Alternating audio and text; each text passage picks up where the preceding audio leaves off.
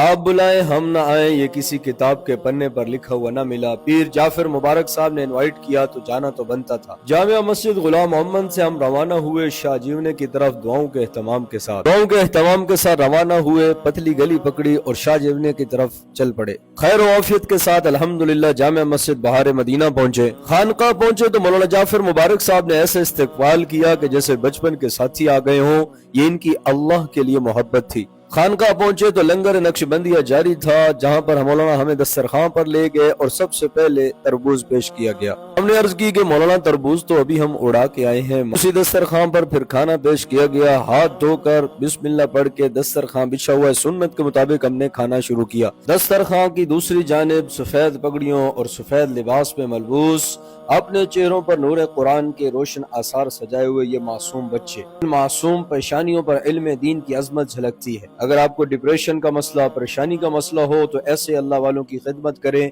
ساری پریشانیاں مسائل انشاءاللہ اللہ حل فرمائیں گے۔ آنے کے بعد محترم مولانا جعفر مبارک صاحب ہمیں اپنی بابرکت نشست کی طرف لے کر گئے، جہاں دین و اصلاح کی کئی خوبصورت موضوعات پر گفتگو ہوئی۔ جامعہ مہد المبارک ایک ایسا عظیم ادارہ ہے جہاں ہر بچے کی تعلیم کے ساتھ ساتھ اس کی بہترین تربیت پر خصوصی توجہ دی جاتی ہے۔ یہاں صرف کتابی علم نہیں دیا جاتا بلکہ اخلاق، کردار، ادب اور دینی شعور بھی سکھایا جاتا ہے۔ یقیناً تربیت یہ اصل سرمایہ ہے جو انسان کو دنیا و آخرت میں کامیابی عطا کرتی ہے۔ علم انسان کو بلند مقام دیتا ہے، مگر بہترین تربیت و خدمت اس علم کو وقار اور خوبصورتی بخشتی ہے۔ ڈھیروں موتی سمیٹنے کے بعد نہ چاہتے ہوئے بھی پیر صاحب سے رخصت لینے چاہیے تو پیر صاحب نے کہا دروازے تک چلیں، مہمان کو دروازے تک چھوڑنا سنت نبی صلی اللہ علیہ وسلم ہے۔ ڈھیروں دعائیں سمیٹی اور سینکڑوں کی تعداد میں برکات سمیٹنے کے بعد پیر صاحب سے الوداعی ملاقات ہوئی اور اپنے پروگرام جو 24 مئی کو ہے اس کی دعوت دی۔ لوگوں کی صحبت میں جایا کریں، اس سے آپ کی دنیا بھی بنے گی، آخرت بھی بنے گی۔